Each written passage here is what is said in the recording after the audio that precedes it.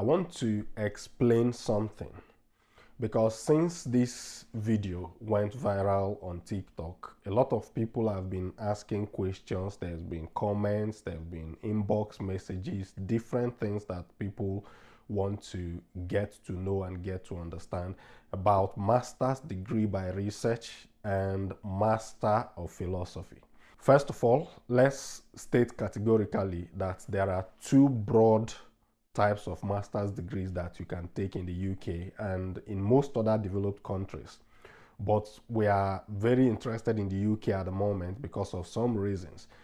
And if you have not been following this series, I would want you to go back to the other videos and look at the benefits of a master's degree by research. But now, there is something called thought-based masters or coursework masters, and then there is something called research-based masters. The thoughts-based masters or the coursework masters means that you start your master's degree, you go to classes, you do your coursework, you submit them, they are graded, you do a capstone project, and then you graduate within a standard period of 1 year. That's 12 months.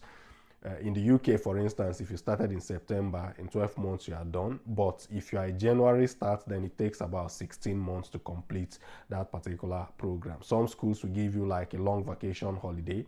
Some other schools I hear may not give you that long vacation holiday, but you get to finish your master's degree within 12 months of academic work. The research-based masters are significantly different, and the difference is in the fact that you do a major research work in the process of your master's degree.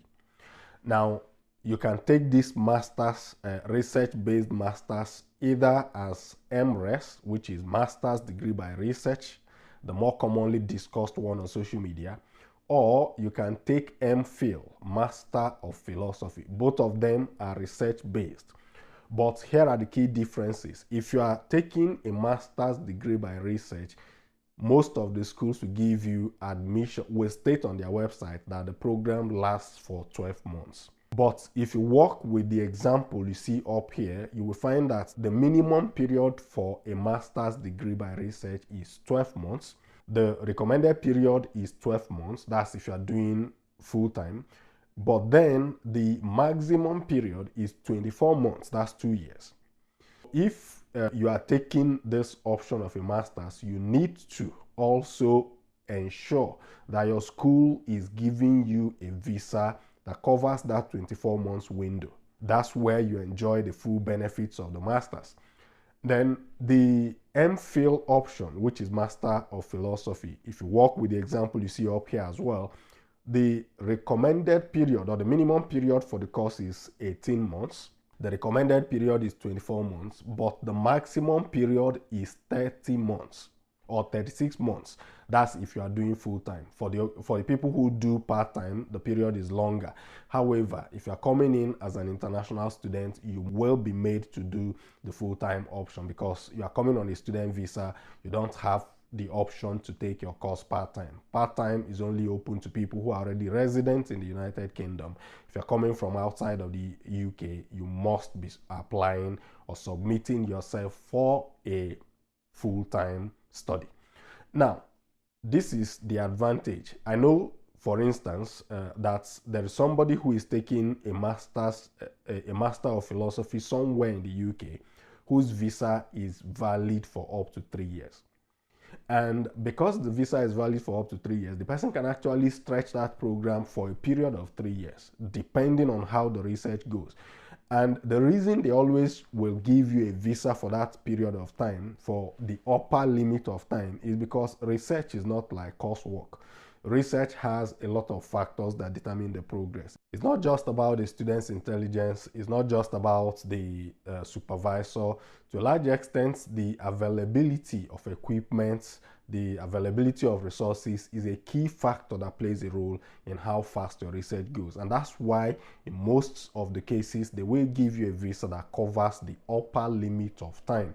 And this should also reflect in your CAS. It should reflect in your ATAS if you are applying for a course that requires ATAS. But the key thing is the difference between the MPhil and the MRes is just in two areas. First is in the duration, And then the second is in the amount of research component that goes into it. MPhil is purely a research work. It's a purely a research-based study.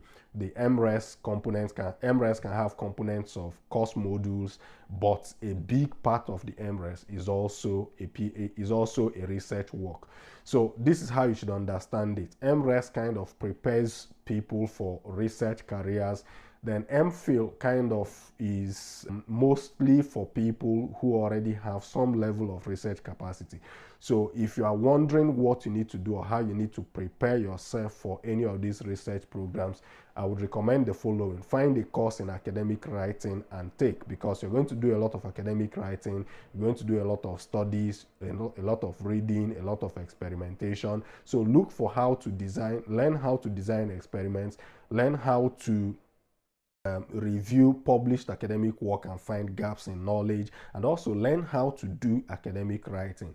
If you're interested in learning how to do academic writing, you can refer to a video on my YouTube channel where we had a series on how to write journal papers.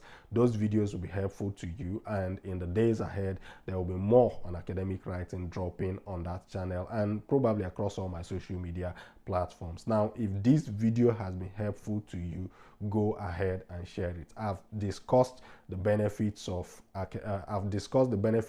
the research-based masters, and I mentioned four good things, four solid reasons why you should take the research-based master's degree instead of the thought-based masters, especially if you are a foreigner and coming to the UK on self-funding. Go through them. If you can't find them, drop a message in the comment section and I will send you links to those videos so that you understand and you are guided on your decision making. This is Academy of Scholarships and Transitions. Follow this page for more content like this and everything professional development, professional networking. You won't regret it, of course. Remember to share this video to at least 5 of your friends. See you on the next one. Best wishes.